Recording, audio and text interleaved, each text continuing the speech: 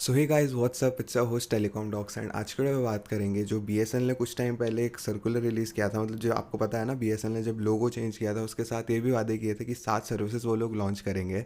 तो मैं अपना ओपिनियन दूंगा, लोगों के बारे में भी दूंगा, बट इन सारी सर्विसेज के बारे में भी बीएसएनएल का ट्रैक रिकॉर्ड देखते हुए जो मैंने एक्सपीरियंस किया है अभी तक एंड जो भी सारी चीज़ें हैं बीएसएनएल के बारे में उसको लेके। हाँ, एक चीज़ कह सकता हूँ, थोड़े से आप लोगों को लग सकता है वीडियो थोड़ी सी नेगेटिव है, या जो लोग बीएसएनएल को ज़्यादा ही सपोर्ट करते हैं इवन दो उनके नेटवर्क में बहुत सारी दिक्कतें हैं फिर भी उनको बुरी लग सकती है, तो वो वीडियो छोड़ के जा सकते हैं पहले ही, बिकॉज इसमें रियल बातें होने वाली है। तो चलो वीडियो को शुरू करते हैं, ठीक है। अब मैं ऑल दो मुझे पता है मैं बहुत लेट हूँ इस वीडियो को बनाने के लिए, बिकॉज मैंने स्टार्टिंग में सोचा था जैसे ही न्यूज़ आई थी 22 अक्टूबर को कि उस टाइम बना लूँ, बट फिर मैंने सोचा छोड़ो। लेकिन अब मेरा वापस मन हुआ है कि इसको बनाने का, क्योंकि मेरे ओपिनियंस थे कुछ बड़े टाइम से, मतलब उसी टाइम से, तो वो शेयर कर देता हूँ, ठीक है। तो 22 अक्टूबर को अपने टेलीकॉम मिनिस्टर सर ने और ये बाकी सारे लोगों ने मिलके मतलब नया ये चीज़ें अनाउंस करी, इसी के साथ साथ बीएसएनएल का नया लोगो अनाउंस किया। तो लोगों की बात, मेरे पास वो प्रेस रिलीज़ है पूरा, ठीक है। तो मैं आपके साथ ही देख रहा हूँ, मैंने वापस से पढ़ा नहीं है इसको, ठीक है।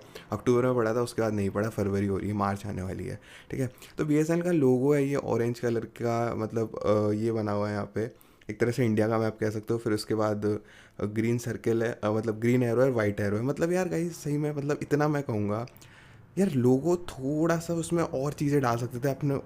काफ़ी अच्छा है, इंडिया का एलिमेंट ऐड किया है ना, येलो, सॉरी ऑरेंज ग्रीन और वाइट, ठीक है। तो मतलब इंडिया का भी एलिमेंट है, बट यार ऑनेस्टली इससे अच्छा लोगो हो सकता था, ठीक है। बीएसएनएल मतलब ऐसा लगता है कि यार क्या ही बनाया है लोगो, मतलब अच्छा है, मैं नहीं कह रहा बुरा लोगो है, लेकिन इससे बहुत अच्छा डिज़ाइन किया जा सकता था, ठीक है। इंडिया को अच्छे से रिप्रेजेंट कर सकता था, मतलब भारत संचार निगम लिमिटेड, भारत का नाम आ रहा है ना, तो अच्छे से हो सकता है। मतलब इंडिया का कुछ हो सकता है, जैसे फ्लैग टाइप का थोड़ा सा डिज़ाइन जिसको देने की कोशिश करें वाइट और ग्रीन कलर से, तो मुझे लग रहा है कि कुछ अलग से किया जा सकता था, ठीक है। मतलब टेलीकॉम का कुछ टावर या वाईफाई इस तरह से कुछ कर देते, ठीक है, ठीक है। सेकेंडली इंडिया का कुछ एलिमेंट डालना था तो फ्लैग के कलर डाल दिए थे, वो काफ़ी सही चीज़ है। तो कुछ अलग किया जा सकता था यार, मतलब ये बिल्कुल ही बेसिक सिंपल सा लोगो लगा, मतलब हाँ सिंपल होना चाहिए, मतलब लेकिन चलो आप समझ ही गए होगे। मतलब मुझे खास ऐसा कुछ लगा नहीं कि एफर्ट्स लगाए गए इस लोगो को। इससे बढ़िया तो पहले वाला येलो वाला लोगो था, वो है ना, ग्रे ब्लू और रेड वाला, वो एरोज घूमते थे ना बीएसएनएल का, वो बहुत सही लगता था लोगो। तो मुझे डाउनग्रेड ही लगा लोगो, इससे काफ़ी अच्छा कर सकती थी बीएसएनएल की टीम जिसने भी लोगो डिज़ाइन करवाया है। बट चलो ठीक है, लोगो में मैं कमेंट नहीं करूँगा, बिकॉज लोगो तो लोगो ही है, बाकी कंपनी का मेन रोल आता है, कंपनी क्या करती है। तो इन्होंने लोगों के पीछे हाँ वो तो दिया है। बीएसएनएल लोगो मतलब स्ट्रेंथ दिखाता है, ताकत, ट्रस्ट, भरोसा दिखाता है और एक्सेसिबिलिटी दिखाता है, ठीक है। इसी के साथ साथ ग्रीन और वाइट एरोज जो हैं वो अपने नेशन वाइड रीच को दिखाते हैं, ठीक है।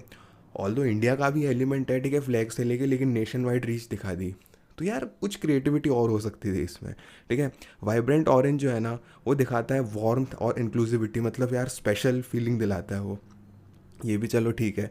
इसी के साथ साथ जो टैगलाइन है कनेक्टिंग भारत, यार ये थोड़ी सी गलत टैगलाइन हो गई, कनेक्टिंग भारत स्लोली, मतलब मजाक नहीं कर रहा, लेकिन हाँ थोड़ा नहीं, अच्छी टैगलाइन है लेकिन थोड़ा सा इसको कुछ चेंज करना चाहिए था, ठीक है। काफ़ी अच्छी चीज़ है, मगर काफ़ी अपग्रेड्स किए जा सकते थे यार इस लोगो में और टैगलाइन वगैरह में, मैं इतना कहूँगा, ठीक है। बीएसएनएल की ये अनवेवरिंग मिशन को वो करता है जो डिजिटल डिवाइड को वो ब्रिज कर रहा है, तो यार ये तो बहुत ही पुराना डायलॉग है, बहुत सारी कंपनी से सुना है। तो बीएसएनएल को कुछ यूनिक रखना चाहिए था यार, ऐसा लग रहा है कॉपी पेस्ट उठा के कहीं से डाला है, या क्या पता जनरेट भी किया हो चैट जीपीटी से, बट आई डोंट थिंक ऐसा कुछ है। एंड आई रिस्पेक्ट बीएसएनएल और जिन्होंने भी ये सारे काम किए हैं, सब ने मिलकर काफ़ी सही है, लेकिन गाइस और अच्छे से कर सकते थे, मगर शायद गवर्नमेंट ऑर्गेनाइजेशन है इसलिए थोड़ा सा उसमें रह चुका है, ठीक है। अब बाकी मॉडर्न रिलायबल टेलीकॉम नेटवर्क देना चाहिए जो कि अर्बन और मतलब गांव के और शहर के दोनों एरियाज़ को कनेक्ट करे। ये तो चलो अच्छी बात है, लेकिन जिस तरह से बीएसएनएल काम कर रहा था अभी तक, तो मुझे लगता है थोड़ी सी कमी रह रही है इसमें। बाकी चलो ठीक है, काफ़ी अच्छा लोगो है, बेस्ट ऑफ लक बीएसएनएल को। फिर इन्होंने कहा कि 3 पिलर्स हैं इनके, सिक्योरिटी, अफोर्डेबिलिटी एंड रिलायबिलिटी, ठीक है। अब मैं एक एक बताता हूँ। पहले सिक्योरिटी के नाम पे बीएसएनएल का डेटा ब्रीच हो चुका है, एंड इतनी सिक्योरिटी नहीं है बीएसएनएल में, ठीक है। मेरे पास में वीडियोस चेक कर सकते हो किन किन कंपनीज का डेटा लीक हुआ था उसमें से। सेकेंडली अपने पास आ जाती है अफोर्डेबिलिटी। अफोर्डेबिलिटी में मैं कहूँगा बीएसएनएल काफ़ी अच्छा है, मतलब सबसे सही अफोर्डेबल के मामले में, लेकिन फाइबर में कंपेयर करोगे तो बिल्कुल अफोर्डेबल नहीं है। प्राइवेट टेलको जैसे ही प्लान से, हाँ ये बेनिफिट है, एफ थोड़ी ज़्यादा है, और जीएसएम मतलब मोबाइल में देखोगे तो हाँ अफोर्डेबल है, लेकिन उसके बाद नेक्स्ट बात करता हूँ, रिलायबिलिटी। इस फैक्टर में थोड़ा सा नहीं, थोड़ा ज़्यादा ही बीएसएनएल पीछे है यार।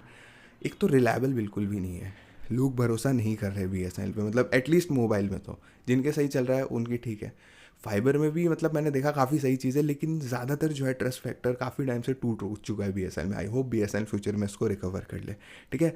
एंड जो पहले अफोर्डेबिलिटी की बात है उसको रिलायबिलिटी से जोड़ो तो गाइस, प्लान सस्ते हैं, मोबाइल की बात करो, प्लान सस्ते हैं BSNL के, सर्विस अच्छी नहीं है, तो समझ रहे हो ना। तो एक चीज़ को तो ऊपर जाना पड़ेगा, तो प्लान के प्राइसेस को ऊपर जाना पड़ेगा जिससे सर्विस अच्छी हो, या सर्विस को थोड़ा ऊपर जाना पड़ेगा और प्लान के प्राइसेस सेम रहे तो अच्छी बात है, ठीक है। एज अ कस्टमर मैं बता रहा हूँ। तो यही चीज़ है, ये सिनर्जीज थोड़ी बैठ नहीं रही फिलहाल, आई होप फ्यूचर में जाके बैठ जाए, ठीक है। तो इन्होंने 7 अनाउंसमेंट्स करी BSNL फ्यूचर में क्या करेगा, तो वो बताया था, उसके बाद अपने ओपिनियंस देता हूँ। सबसे पहले स्पैम फ्री नेटवर्क लेके आएगा BSNL, जो स्पैम ब्लॉकिंग सोल्यूशन होगा BSNL का, वो फिशिंग अटैम्प्ट्स, मतलब जो आपको लूटना चाह रहे हैं लोग, उनको हटाएगा। इसी के साथ साथ जो फालतू के SMS हैं और बाकी सारी चीज़ें उसको रोकेगा। सेफ़ कम्युनिकेशन इन्वायरमेंट बनाएगा यूज़र्स का, और ऐसा कोई भी अलर्ट्स नहीं आएंगे फालतू के कस्टमर्स को। इसी के साथ साथ कम्युनिकेशन काफ़ी साफ़ सुथरा रहेगा। ये काफ़ी सही चीज़ बोली, लेकिन यहाँ पे पर्सनल एक्सपीरियंस शेयर करता हूँ मैं अपना। मैं जैसे BSNL में सिम पोर्ट कराई थी ना, वो एक ऐसा नंबर था जो किसी भी कंपनी के पास नहीं था, कहीं भी नहीं था वो नंबर, ठीक है। वो बिल्कुल ही एक्सक्लूसिव सीक्रेट नंबर था मेरा। BSNL में पोर्ट कराने के जस्ट 1 2 3 4 दिन, मतलब कुछ दिनों बाद, उसमें एक ऐसा SMS आता है, मतलब जैसे रमी और बैटिंग ऐप्स का होता है ना, उस टाइप का। RCS नहीं हो तो चलो गूगल मैसेज से आता है, लेकिन फिर भी रजिस्ट्रेशन चाहिए होता है। SMS आया, टेक्स्ट मैसेज, ठीक है, यहाँ क्लिक करके ये खोलो। मैं यार खुद शॉक हो गया, ये नंबर तो कहीं भी नहीं है आज तक, इतने सालों से, लगभग कितने साल हो गए, 9 सालों से वो नंबर किसी के पास नहीं है। 9 सालों से मेरे पास एक भी ऐसा SMS नहीं आया कहीं से। BSNL में सिम पोर्ट कराने के कुछ ही दिन बाद ऐसा SMS आ गया, तो इसका कुछ तो रीज़न होगा। एंड मुझे यही लगता है कि कहीं ना कहीं बैक डोर है BSNL की, कहीं पे सर्विसेज में, या कोई तो कुछ कर रहा है जिसकी वजह से ऐसी चीज़ें हो रही है।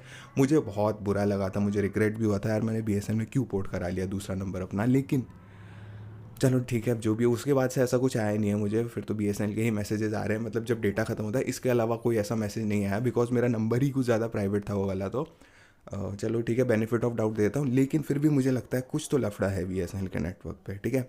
नेक्स्ट चीज़, BSNL नेशनल वाईफाई रोमिंग, ठीक है। BSNL लॉन्च कर रहा है पहली wifi national roaming services FTTH customers के लिए, मतलब fibre to the home customers के लिए, जिसमें आपको हाई स्पीड इंटरनेट का एक्सेस मिलेगा BSNL के हॉटस्पॉट्स के साथ, बिना किसी एक्स्ट्रा चार्जेस के, जिसकी वजह से डेटा बचा सकते हैं यूज़र्स। तो यार यहाँ पे मैं आपको समझाता हूँ एग्जैक्टली क्या हो रहा है। जैसे बाकी कंपनीज़ हो गई, वो अपने पब्लिक हॉटस्पॉट्स लगा देती है, फिर अपना आप नंबर डाल के OTP डाल के अपने यूज़र अकाउंट से लॉगिन करके उसमें इंटरनेट यूज़ कर सकते हो, ठीक है। BSNL में ऐसा नहीं है। BSNL के हाँ कुछ कुछ जगह हैं हॉटस्पॉट्स जहाँ पे नॉर्मल यूज़र को भी यूज़ करने को मिलता है। मेरे घर के पास भी एक जगह पे है, तो मैंने भी टेस्ट किया था, ऑल दो बहुत ज़्यादा स्लो है, लेकिन काम चला हुआ है, ठीक है। लेकिन ये जो नेशनल वाईफाई रोमिंग सर्विस है, पता है ये क्या है? जैसे मान लो आपके घर पे BSNL का वाईफाई लगा हुआ है, ठीक है, तो आप हॉटस्पॉट क्रिएट कर सकते हो दूसरों के लिए कि वो आपका नेटवर्क यूज़ करें, मतलब आपके वाईफाई और राउटर के थ्रू। हाँ, ये चीज़ BSNL में अच्छी है, आपको कंसेंट देना पड़ेगा शायद राउटर की सेटिंग्स में, आप सपोर्ट में आके कहीं ना कहीं से तो कंसेंट देना पड़ता है। मैंने इतना डिटेल में नहीं पता मुझे, लेकिन जितना मुझे पता है इस तरह से कोई कंसेंट लगता है, डायरेक्ट ऐसे एक्सेसिबल नहीं होता। तो जो लोग देना चाहें तो वो दे सकते हैं। तो सबसे पहले यार मेरी बहुत सारे इश्यूज़ है इस चीज़ से। सबसे पहला तो यार, अगर अपना वाईफाई बांट रहे हो ना लोगों को, तो आपको कुछ कंसेशन मिलना चाहिए। मतलब आप मान लो महीने का 800 रुपये दे रहे हो BSNL को, और आपने शेयरिंग मोड चालू कर दिया, तो आपको डिस्काउंट मिलना चाहिए आपके प्लान में। मतलब 800 की जगह सिर्फ आप 500 पेमेंट करो, तो फिर भी जस्टिफाइड है कि हाँ चलो ठीक है, हम अपनी सिक्योरिटी ब्रीच करवा के ऐसा कर रहे हैं। सिक्योरिटी से एक चीज़ याद आई, मान लो आपने ये चीज़ ऑन कर दिया फीचर, आपको पैसे की परवाह नहीं है, बिल उतना ही आएगा, लेकिन रिस्पॉन्सिबल कौन होगा यार? मान लो BSNL का कोई यूज़र आपके वाईफाई से कनेक्ट हो जाता है घर के बाहर, ठीक है। अब क्योंकि ये हॉटस्पॉट वाली फ्री फैसिलिटी है, तो कोई भी BSNL का यूज़र कनेक्ट हो सकता है वाईफाई वाला, तो आपके नेटवर्क से कनेक्ट होकर क्या काम करेगा आपको क्या पता, ठीक है।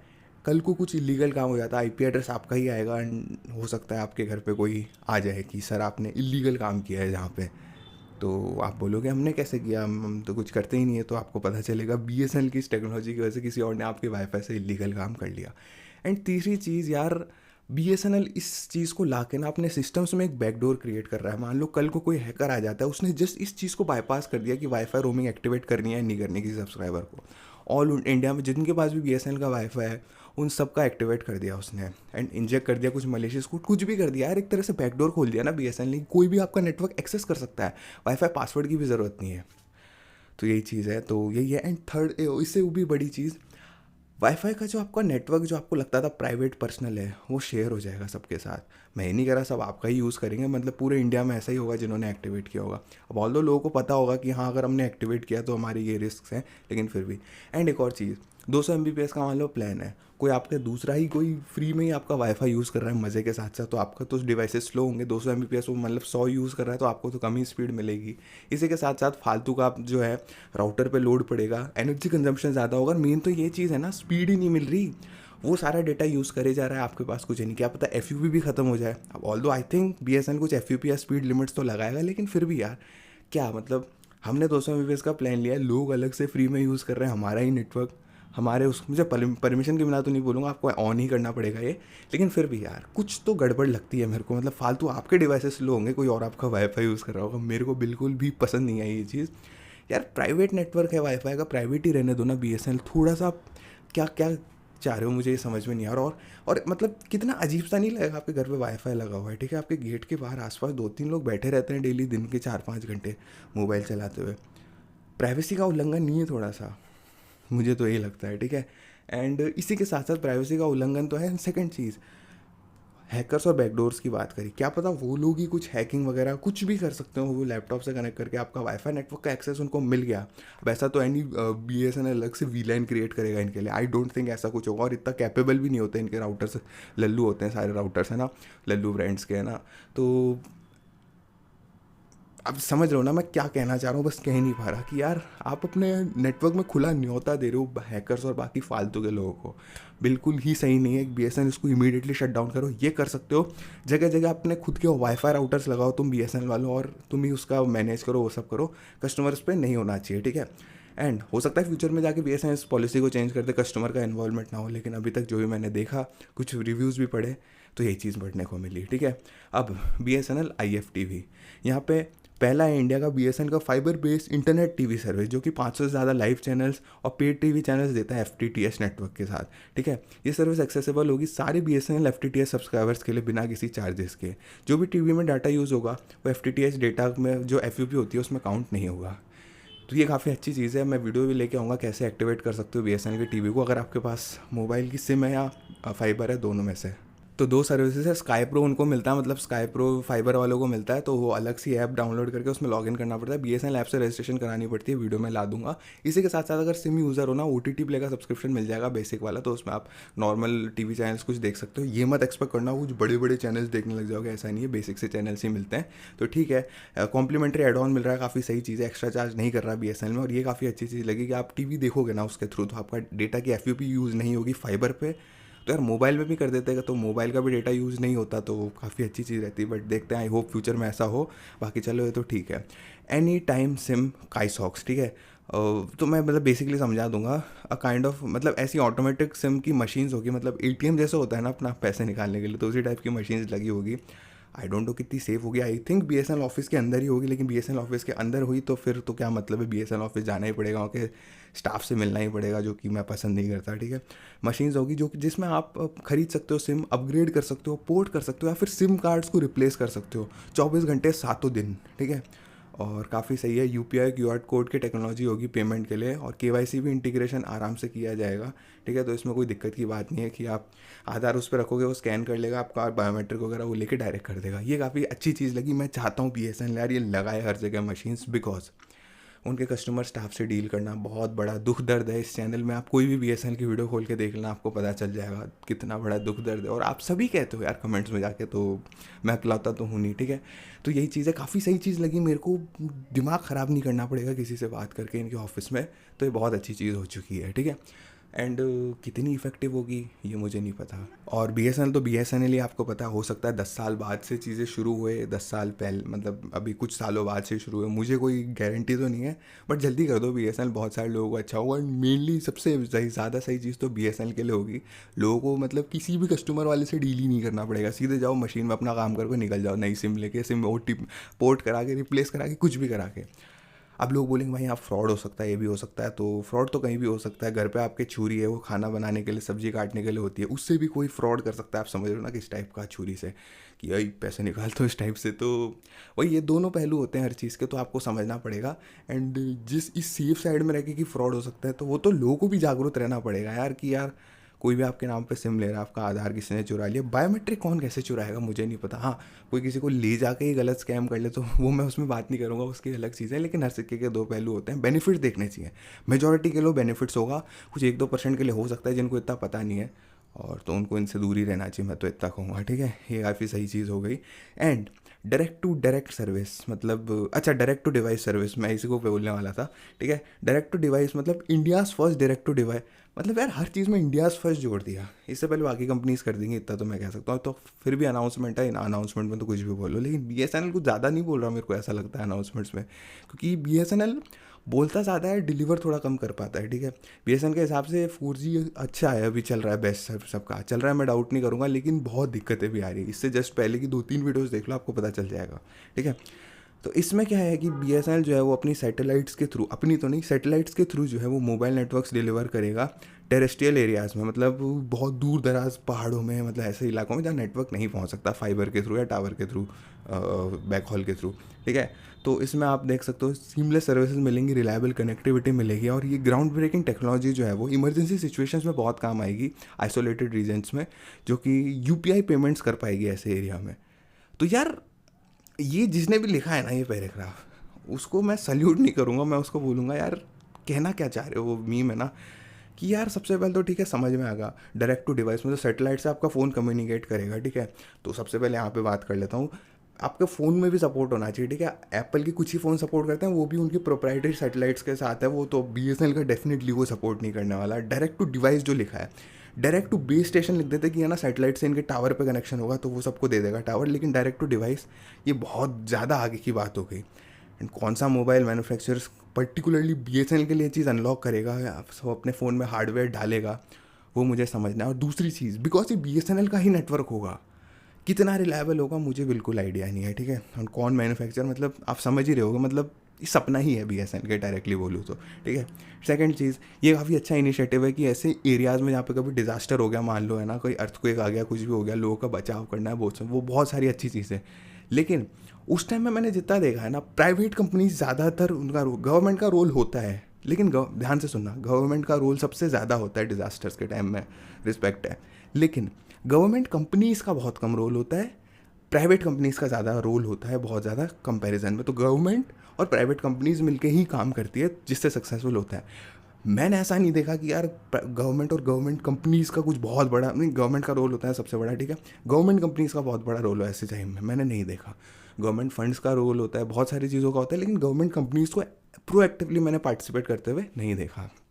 अब यहाँ पे बहुत लोग बोलेंगे भाई पहाड़ी एरियाज़ में हमने सिर्फ BSNL का नेटवर्क यूज़ किया था, ये वो अच्छी बात है, लेकिन मैं यहाँ पे पर्टिकुलरली ऐसे डिज़ास्टर के टाइम की बात कर रहा हूँ। ठीक है, उसकी बात ही नहीं कर रहा मैं, उसके लिए अलग कभी वीडियो बनाऊंगा कि जो लोगों को लगता है कि BSNL का नेटवर्क सबसे सही चल रहा है पहाड़ों में, वो सब तो डीबंक भी करेंगे, रियल लाइफ में भी लेके आएंगे उसकी टेस्टिंग को। चलो वो किसी और टाइम की बात है। ठीक है, तो काफ़ी अच्छी लगी कि यार इमरजेंसी में काम आएगा और कनेक्टिविटी देगा और पहाड़ी एरियाज़ में, तो ये काफ़ी सही चीज़ है, लेकिन इम्प्लीमेंटेशन पूरा ही गलत है यार। ऐसे पहाड़ी एरियाज़ में जो लोग रहते हैं वो क्या 1.5-2 लाख का फ़ोन करेंगे, अफोर्ड कर सकते हैं कि जो सैटेलाइट से कनेक्ट कर जाए डायरेक्ट? या तो इतना मेच्योर होने दो टेक्नोलॉजी को, 10-15 साल बाद ऐसी टेक्नोलॉजी आ जाएगी कि ठीक है, अभी स्टारलिंक स्पेसएक्स वगैरह तो कर रहे हैं। ठीक है, वो फ्यूचर में 2-3 सालों में फ़ोन्स में आने लगेंगे वो चीज़ें, लेकिन मैं पर्टिकुलरली BSNL की बात कर रहा हूँ। हाँ, ये हो सकता है BSNL स्टारलिंक या स्पेसएक्स या किसी के साथ भी कोलैबोरेट करके ऐसा कर सकते हैं, वो अलग चीज़ है, लेकिन पर्सनली खुद का करना ये बहुत ही मुश्किल, मतलब इम्पॉसिबल ही बोलूँगा टेक्निकली। ठीक है, एंड यहाँ पे आपको मैं एक चीज़ यहाँ पे बताना चाहूँगा कि जो जैसे BSNL की प्रोप्राइटरी टेक्नोलॉजी मान लो आ भी गई, तो कितने मैन्युफैक्चरर्स ही सपोर्ट कर पाएंगे। दूसरी चीज़, बिकॉज ये BSNL है, एंड मेन जो मुद्दा यही है, US वगैरह में चलो ठीक है मान लिया सही हो जाएगा, स्टारलिंक वगैरह कर देगा। इंडिया के ऐसे रिमोट जगहों में जो लोग रहते हैं, जो मतलब स्मार्टफोन भी शायद कुछ तो अफोर्ड ना कर सके, 10-15-20 हज़ार का। ठीक है, अब मैं ये नहीं किसी को वो नहीं कर रहा, लेकिन समझना पड़ेगा ना सबको। तो आपको लगता है वो 1.5-2 लाख का फ़ोन इन्वेस्ट करेंगे जो direct to device satellite connectivity देगा? बिकॉज BSNL की वर्डिंग है डायरेक्ट टू डिवाइस, गलत। डायरेक्ट टू बेस स्टेशन कर देते टावर, या मतलब ऐसा कर देते, मान लो एक गांव है दूर पहाड़ में, ठीक है, वहाँ पे गांव में एक डिश लग गई, ठीक है, छतरी बोल दो देसी लैंग्वेज में, तो छतरी लग गई, वो सेटेलाइट से कनेक्ट करती है, वो छतरी कनेक्ट हो गई बीएसएनएल के टावर से, कोई फाइबर की ज़रूरत नहीं, सेटेलाइट से इंटरनेट बीएसएनएल के टावर पे पहुंचा, वहाँ से गाँव के लोगों ने बीएसएनएल की सिम ले ली, 500 रुपये के बटन वाले फ़ोन से भी बात कर रहे हैं वो, 5, 6, 8, 10 हज़ार के स्मार्टफोन से भी, कोई फ्लैगशिप भी ले आया उससे भी बात कर रहे हैं, ठीक है, टावर से कनेक्ट हो गया। ये है ग्राउंड लेवल पे सही चीज़ करने के लिए। और रिलायबिलिटी के लिए 5-6 डिश एंटेनाज लगा दो हर जगह, ठीक है, तो उसकी वजह से काफ़ी सही हो जाएगा। लेकिन बीएसएन कह रहा है डायरेक्ट टू डिवाइस, ये मेरी समझ के बाहर है, ऐसा नहीं होना चाहिए। एंड डिज़ास्टर्स के टाइम भी ना वो पावर जनरेशन और बैकअप वगैरह वो सारी चीज़ें तो है ही। दूसरी चीज़ इसी के साथ तब काम आना चाहिए कि हाँ यार डायरेक्ट फ़ोन से कर लिया, मतलब सरकार के लोग भी आ गए, मतलब समझ रहे हो ना आप, बिल्कुल, तो इसी चीज़ से होना चाहिए। लेकिन यहाँ पे जो एंड में था ना, can enable UPI payments in such areas, अगर अलग से बोला है उसको तो काफ़ी सही चीज़ है, यूपीआई पेमेंट्स इनेबल कर पाएगा। लेकिन आप किसी दुकान के अंदर हो तो सेटेलाइट से तो कनेक्टिविटी आएगी ही नहीं, वो तो हल्के से ऑब्स्ट्रक्शन, आप ऐसे हाथ रखोगे तब भी ऑब्स्ट्रक्शन से वो सेटेलाइट कनेक्टिविटी खत्म हो जाती है। तो यूपीआई पेमेंट्स कैसे करेंगे दुकान के अंदर खड़े होके? या तो क्यूआर स्कैन करना पड़ेगा, है ना, या फिर ऐसा कुछ उसकी फ़ोटो लेके फिर बाहर आके सेटेलाइट से कनेक्ट करके उसके बाद करना पड़ेगा। तो ये मेरे को समझ नहीं आया। एंड अगर इसी के साथ ही जोड़ा है सेंटेंस के साथ, तो डिज़ास्टर के टाइम यूपीआई पेमेंट कौन करता है, ये मुझे समझ में नहीं आया। तो ये था बीएसएनएल को, यार गाइस वर्डिंग थोड़ी सही करनी पड़ेगी तुमको। और फिर है public protection and disaster relief as a solution, ठीक है, ये काफ़ी सही चीज़ है। बीएसएनएल का जो स्केलेबल और सिक्योर नेटवर्क है, देखो स्केलेबल मैं मानता हूँ, सिक्योर थोड़ा कम कहूँगा लेकिन फिर भी सिक्योर है, ठीक है। डिजास्टर रिस्पॉन्स में जो है वो पहली बार मतलब गारंटी करेगा इंडिया में कि मतलब पहली तरह से इंक्रिप्टेड मतलब सिक्योर कम्युनिकेशन हो गवर्नमेंट और बाकी रिलीफ एजेंसीज के साथ क्राइसिस के दौरान, ठीक है, जो कि नेशनल डिजास्टर के मैनेजमेंट की कैपेबिलिटीज़ को और अच्छा करेगा। इसी के साथ साथ जो रोबस्ट नेटवर्क डिज़ाइन है बीएसएनएल का, वो गारंटी करेगा कि कनेक्टिविटी रहेगी, और इसी तरह से ड्रोन बेस और बलून बेस सिस्टम्स भी होंगे जो कि है ना एक्सटेंड करेंगे कवरेज को डिजास्टर्स के दौरान। तो सबसे पहली चीज़ की इंक्रिप्टेड कम्युनिकेशन हुआ गवर्नमेंट और रिलीफ एजेंसीज का, तो वो काफ़ी अच्छी चीज़ है। बाकी नेटवर्क्स में भी होता है लेकिन डिजास्टर के टाइम बहुत सीरियस हो जाती है सिचुएशन, इसके लिए काम करेगा बीएसएनएल, ये काफ़ी सही चीज़ है।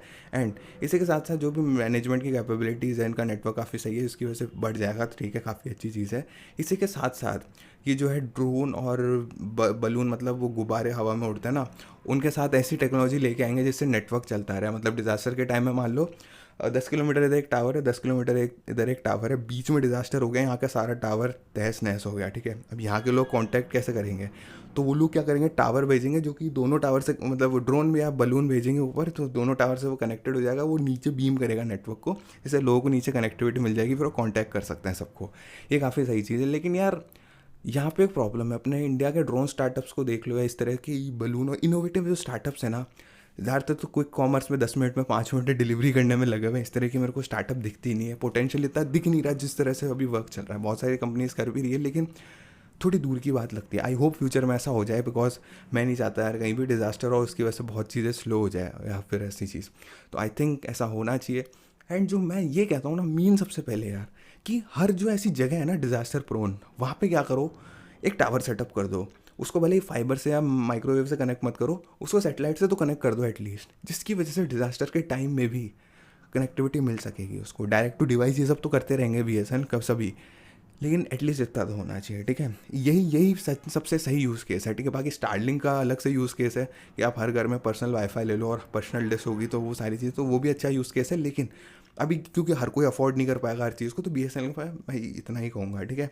एंड इसी के साथ साथ लास्ट, फर्स्ट प्राइवेट 5G इन माइंस, ठीक है। बीएसएनएल जो है वो reliable low latency 5G connectivity लाएगा माइनिंग ऑपरेशंस के लिए सीडीएसी के साथ, जो कि मेड इन इंडिया इक्विपमेंट होगा और बीएसएनएल की टेक्नोलॉजी एक्सपर्टीज़ होगी। बीएसएनएल की टेक्नोलॉजी एक्सपर्टीज़ थोड़ा सा गलत लग रहा है सुनने में, लेकिन ये जो सर्विस है वो एआई और आईओटी एप्लीकेशंस को लेके आएगी अंडरग्राउंड माइंस में, जो कि बहुत बड़ी बड़ी माइंस होती हैं। इसमें हाई स्पीड लो लेटेंसी की कनेक्टिविटी चाहिए होती है, सेफ्टी एनालिटिक्स के लिए, रियल टाइम रिमोट कंट्रोल के लिए, मतलब एजीवीज मतलब ऑटोनॉमस व्हीकल्स होते हैं ना उनके लिए। इसी के साथ साथ AR enabled remote maintenance, tracking, optimisation etcetera. तो यार ये बहुत सारा भारी भरकम शब्द हो गए। मतलब बीएसएनएल ये कह रहा है कि 5G नेटवर्क सेटअप करेंगे खानों में, खुदानों में, मतलब जो भी होता है, ठीक है, माइंस में, तो वहाँ पे सेटअप करेंगे जिसकी वजह से वहाँ पे कनेक्टिविटी बढ़ जाएगी, ठीक है। मतलब मशीन एक दूसरे से कांटेक्ट कर पाएंगी, कि मान लो मशीन यहाँ पे ड्रिल कर रही है ना, तो वो दूसरी मशीन से कम्युनिकेट कर पाएगी मिली सेकेंड्स के अंदर कि यार यहाँ पे ड्रिलिंग चल रही है, यहाँ पे पानी की ज़रूरत है, पानी का लेके आना, जो मतलब जो भी समझते हो। फिर वर्कर्स वीआर ग्लासेस पहन के मान लो अंदर गिरने का चांस है खान को, लेकिन ट्रक चलाना है, ऑटोनोमस ट्रक है, मतलब अपने आप चलता है, तो वो रिमोट से वीआर पहन के यहीं से कंट्रोल कर रहा है 5G के थ्रू, अंदर माइनिंग चल रही है, ये सारी चीज़ें। इसी के साथ साथ और भी सारी इन्होंने चीज़ें दी, एआई और आईटी एप्लीकेशंस वगैरह। तो यार माइनिंग से पहले का इसका सही से रिगरस टेस्टिंग कर लेना नॉर्मल कंज्यूमर के साथ। बिकॉज अभी 4G भी अपन चलाते हैं ना BSNL का, आपको पता है नेटवर्क चालू होता ही फिर डेटा काम नहीं करता, वोल्टी काम नहीं करता, इतना स्लो हो जाता है। तो मुझे ये एक्सपेक्टेशन नहीं है कि माइंस के अंदर कोई काम कर रहा होगा ना, माइंस में कुछ हो जाए और नेटवर्क की वजह से ऐसा इशू हो, तो मुझे तो कोई दिक्कत नहीं होगी। BSNL को बहुत बैकलैश फेस करना पड़ेगा और जो इक्विपमेंट्स का नुकसान होगा वो अलग चीज़ है। ह्यूमंस तो इन्वॉल्व नहीं होंगे अगर वो दूर ही रहेंगे तो, बट जान के साथ किसी की खिलवाड़ नहीं करनी चाहिए। तो आई थिंक सबसे पहले तो पब्लिक के साथ 5G टेस्ट करना चाहिए ना। प्राइवेट 5G काफ़ी अच्छी चीज़ें कर रहे हो, इंडिजिनस टेक्नोलॉजी है, लेकिन सेफ्टी की एलिमेंट होना चाहिए यहाँ पे, ना कि सिर्फ पीआर के लिए कि हाँ BSNL ने सबसे पहले प्राइवेट 5G ला दिया, माइंस में ये हो रहा है वो हो रहा है। बहुत दूर की चीज़ें यार, AR से ऐसे करके ट्रक चला रहे हैं, माइन में खुदाई कर रहे हैं। अपने को पता है इंडिया में किस तरह से चीज़ें चलती हैं, तो इसी वजह से बहुत दूर की बातें हैं, दूर की सोच है। अच्छा है BSNL इस तरह से सोच रहा है, लेकिन काफ़ी टाइम है इन चीज़ों में। अब मैं यहाँ पे अपना ओपिनियन शेयर करता हूँ। तो BSNL ने बहुत ज़्यादा फ्यूचर की बातें कर दी, वो सारी कर दी, लेकिन मेरा क्या ओपिनियन है इस चीज़ के बारे में।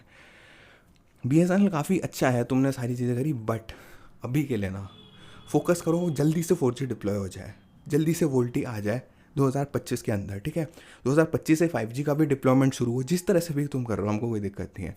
टैरिफ्स वगैरह वो सारी चीज़ें उसमें मैं बात नहीं करूँगा, बिल्कुल सही है, आपको कभी भी जो करना है वो कर लेना, लेकिन सबसे पहले इस चीज़ को ध्यान दो। सेकंड, अपने FTTH बिजनेस को एक्सपेंड करने की कोशिश करो, एंड इसी के साथ जो कोर नेटवर्क है ना तुम्हारा, पूरे इंडिया को कनेक्ट करता है, उसको फिक्स करो, ठीक है। मतलब आई थिंक कर होता जा रहा है, तेजस के डिप्लॉयमेंट्स के साथ साइट्स भी अपग्रेड हो रही है, उनका जो कोर नेटवर्क है वो भी हो रहा है, लेकिन जो बैकएंड मतलब बैकबोन नेटवर्क है ना, जो मतलब मान लो जयपुर से मैं कुछ चीज़ डाउनलोड कर रहा हूँ, वो मुंबई के सर्वर से डाउनलोड है, तो उसमें लेटेंसी काफ़ी ज़्यादा है, तो उसको फिक्स करो। इसी के साथ साथ जो भी पुराना इक्विपमेंट है वो सब करो। इसी के साथ साथ जो ऑफिस में स्टाफ है ना, उनको सही करवाओ, ठीक है, मतलब किसी भी तरह से, ठीक है, बिकॉज उन सबका उनका एटीट्यूड ज़्यादातर का आपको पता ही है। इसी के साथ ही ये जैसे ही चीज़ कंप्लीट हो जाएगी ना, तुम एक चीज़ देखोगे, जो क्वालिटी सर्विस जो है ना, तुम्हारी क्वालिटी ऑफ सर्विस वो इतनी ऊपर चली जाएगी एकदम से। कस्टमर्स नेटवर्क पे जुड़ना शुरू हो जाएंगे, BSNL के पास कमाल का रेवेन्यू आना शुरू हो जाएगा। इसी के साथ ही BSNL की जो इमेज गिरी हुई है ना इस मोमेंट पे, वो बढ़ जाएगी। इसके बाद पैसा भी आने लगेगा, सारी इनोवेशन भी होती रहेगी। उसके साथ ही चीज़ शुरू होगी ना कि यार हाँ फाइनली प्राइवेट 5G माइंस के अंदर चल रहा है। अच्छा, यहाँ पे कस्टमर से जो हमने टेस्टिंग करी 5G की, ये इश्यूज़ निकले, इसको फिक्स कर दिया हमने, अब इसको 5G को माइन में लगाओ, ये काफ़ी सही चीज़ है। इसके बाद सेटेलाइट कनेक्टिविटी, जहाँ जहाँ गाँव पे नेटवर्क नहीं पहुँच पा रहा वहाँ पे सेटेलाइट्स लगाओ, एंड इसी के साथ साथ टावर से उसको कनेक्ट करो, सॉरी सेटेलाइट्स का डिश लगाओ, उसके बाद उसको टावर से कनेक्ट करो, देन नेटवर्क दो। अब एक्सपर्टीज़ तो हो गई, 4G वोल्ट इतना शानदार चल रहा है, 5G इतना शानदार चल रहा है, तो पूरे गाँव को अच्छी कनेक्टिविटी मिलेगी, ठीक है।